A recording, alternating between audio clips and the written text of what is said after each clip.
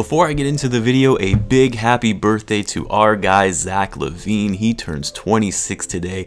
A player that has continued to get better and better every year. I mean, even myself, I had my doubts about LaVine at the beginning of the season, but he has really stepped it up in the past couple of months and has been carrying this Bulls team while we have been shorthanded. And hopefully we continue to see LaVine progress even further as he heads into his prime. So give a shout out to our guy LaVine on his Instagram page. Let's wish him a happy birthday. Also, the Bulls will be back in action tomorrow night taking on the Sixers. The Sixers will actually be without two of their star players in Ben Simmons and Joel Embiid due to contact tracing. So hopefully the Bulls will be able to take advantage of the Sixers being shorthanded, especially with no Embiid, as the Bulls really struggled to find an answer for him on both ends of the floor the last time these two teams met. And on top of that, it sounds like we finally got an update from both Lauri Markkanen and Otto Porter, and they will actually be available to play tonight. At least that's the indication at this point in time. But in any event, in this video, I'll be doing my mailbag, which I'm trying to do on a monthly basis now. You can leave any mailbag questions in the Discord, which has a dedicated channel for that, or here on the channel, and I'll try and answer as many as I can. So what's going on, everyone? You are listening to Bull Central here. I hope you're all doing well. Here to kick us off with our first question is Kyle Williams. We've been watching Zach LaVine for years now. In the offseason, he works like a maniac to get better every year, and it shows. He keeps taking big steps forward every season. How much longer do you think this trend continues? And just how good do you think he can get? This is a great question. You know, we've seen Zach play for a while now, ever since he was traded to the Bulls in 2017. And I had also been watching him a bit here and there when he was playing with the Timberwolves. And of course, when you look at his numbers, from the time he entered into the league at 19, he has just continued to get better and better. You know, he went from being just a slam dunk champion who had some flashy highlights to a walking bucket and improved his game in most facets to now being an all-star. I'll admit, I actually thought, LaVine would, his scoring numbers for this season would actually go down slightly, and not because I thought that he was going to be taking a step back, but rather that more guys like Markkanen, Coby, and Wendell would start scoring more and take some of the points away from LaVine in Billy Donovan's system. But LaVine has not only been able to exceed what he did last season, but also has been smarter on the court and getting his team more involved on offense, and has actually been winning more games recently as a result.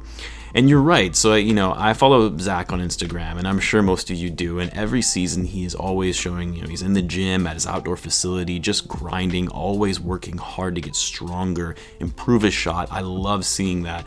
I think the thing that I want to see from LaVine more is, he's started to master the physical aspect of the game. He has all the tools with his gifted athleticism to be a great basketball player. Where I would like for him to focus on more, and perhaps he already has started doing this, is more of the cerebral side of the game. Studying film, watching more with the coaches and talking to them more and learning more on the X's and O's of the game to make him an even smarter player. Obviously still working hard in the gym on his game at the same time, that's important, but Zach is already there in my opinion. And I think if you haven't become one of those students of the game to further improve his play, his playmaking, his shot selection, and also his defense, I think that's really the one thing that's holding Zach back from being a superstar. And I know some of you will probably say, well, look at James Harden. He's a superstar and he doesn't play any defense. And yes, that is true, and Harden is probably worse on defense than Zach LaVine is. And although I classify Harden as a superstar, I don't think with his type of play it necessarily would translate into winning a title. I know he's on a super team now, so he might actually end up getting that, but I want Zach to be better than Harden in that regard. Having him be as an effective scorer like we see now, but also a strong defender as well. As for your question, how much longer do I think this trend will continue, and just how good do I think he can get?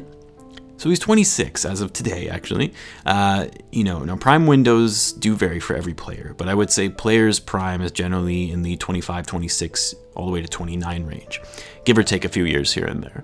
I would expect this trend to continue the next season or two before we start to see him leveling off in terms of his play and hitting his peak.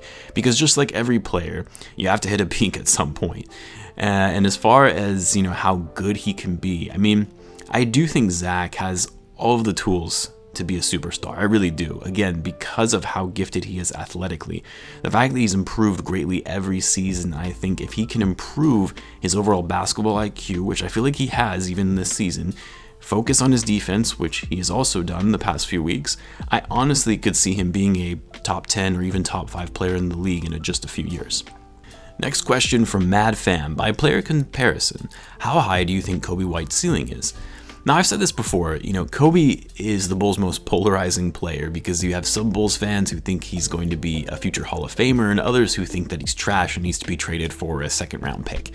And I'm in the middle of this camp. I would say Coby White's ceiling is just below that All-Star level, maybe at the highest a couple of All-Star appearances, but even then that might be a bit of a stretch. Again, this is his ceiling, so the best case scenario, and the highest I think that he could get. I just really need to see Coby improve upon a lot of aspects of his game, namely his defense, his playmaking, especially if he's going to play point guard, shot selection. He really needs to start being more consistent in his play, going for 30 one night to follow it up by scoring 5 points, sometimes even less. I mean, that needs to go away. I know he's young, so that's why I think a lot of these things can be improved upon with time, but I don't see Coby having a ceiling of being a superstar or a number one option, even at his peak. By player comparison, I mean, I can see him having a ceiling like Jamal Crawford, a solid scorer that can be relied upon on a nightly basis as maybe a third option on a team. I know a lot of people are not going to like that comparison, but I'm also just trying to be realistic from what I see of Coby right now. Coby does have great work ethic, so I can see him really pushing himself and improving on these deficient areas that he has. And if that's the case, then yes, I can see him potentially being a star in this league. Next question. This one is from Shaq, and this is from the Discord. Shout out to the Discord gang. Do you think Zach deserves a max contract if he continues to play and if we make it to the 7 or 8 seed? Yeah, I do, and mainly because there are so many players in the league playing on max deals who are less deserving than Zach LaVine, and I don't think the Bulls would even need to make it to the 7th or 8th seed for him to get the max. Obviously, I hope that they do, but you have a lot of non-playoff contending teams who have players with max deals, guys like Devin Booker, Gordon Hayward, Karl Anthony Towns. Westbrook is currently on a max contract. Bradley Beal is on a max deal, and you could argue, Zach has been better than him and his team has performed better. Buddy Hield, another one, Andrew Wiggins. I mean, these are all guys on max or near max deals that LaVine is better than, in my view. Based on Zach's play and where the Bulls are at in terms of their relative success, especially more recently, yeah, Zach deserves a max contract, and I do suspect that he will get that, unless, of course, he just absolutely falls off between now and the end of his current contract, which I really, really hope doesn't happen, and I don't think it would at all based on how he's currently playing. This question comes to us from Zach Winner. What do the Bulls need to make them a title contender? Well, the Bulls have to get better defensively. That's been one of the biggest problems this season. The other thing is taking care of the basketball and not turning it over so frequently. And then they have to be more mature as a team. They're a young team, but a talented team. And with time, they'll mature and develop to become even better and smarter players. But all that aside, the Bulls need another star to pair alongside LaVine. And I'm talking like a bigger name. Obviously, a guy like Kawhi Leonard or similar caliber type player is who would be great to actually go alongside LaVine. Someone that can play incredibly well on defense, but also on offense, has the experience and veteran leadership to make the team better. I'm not saying the Bulls are going to go, be able to get that right now, but getting another star alongside LaVine as well as working on the other things that I mentioned, that will make them a contender. It's not going to happen overnight. It will take time, especially with the young core still being so new to the league. And ideally, for the other star being brought in, it needs to be a strong defensive big man that can crash the boards. Let's do one more. This is from BCubs1939. Is Thad's presence really worth having this year and next? Considering how highly he is currently valued, Thaddeus Young is consistently popping up as a top 3 Eastern Conference trade target. You may really be able to take advantage of a fringe contender. It's a great question. I mean, from my point of view, Thaddeus is worth keeping unless you can get a significant return for him, and I'll get to what I consider significant in just a second. The thing about Thaddeus is he's such a big piece for doing all of the small things on the court that the rest of the roster kind of lacks at. He plays strong defense. He's one of the few guys that can guard these large big men that we've struggled against. He can get you big buckets in late game situations. He knows how to settle the team down when the opposing team goes on a run. He's shown to be an effective playmaker, which the Bulls have really needed.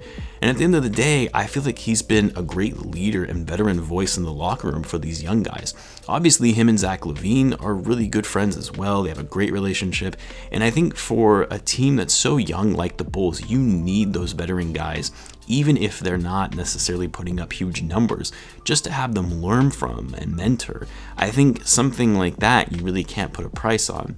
Now, obviously, there have been a lot of rumblings of trading Thaddeus because you're right, he's older, he's not really going to be a part of the Bulls' future, but because he's been so productive, you're going to have a lot of contenders or teams that are right on the cusp of contention looking for a strong veteran glue guy like him, who might be willing to part with some of their younger assets for him in return.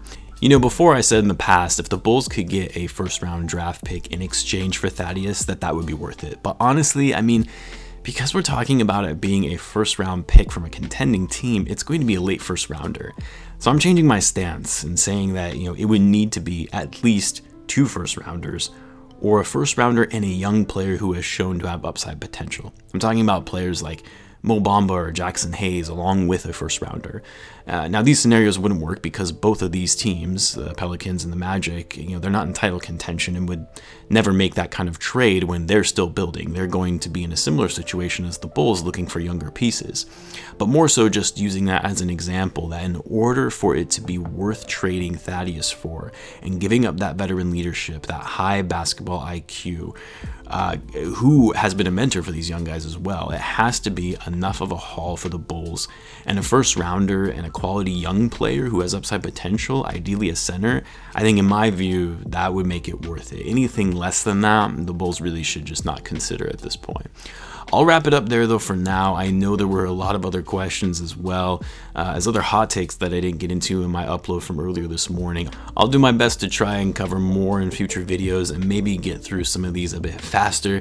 Don't forget the Bulls will be taking on the Sixers tomorrow. I'll have a live chat both here and on the channel as well as the Discord, so be sure to check that out if you're interested. As always, be sure to subscribe if you're a Bulls fan as I post daily Bulls content. Thanks again for tuning in, guys. I really do appreciate it, and I will catch you in the next one.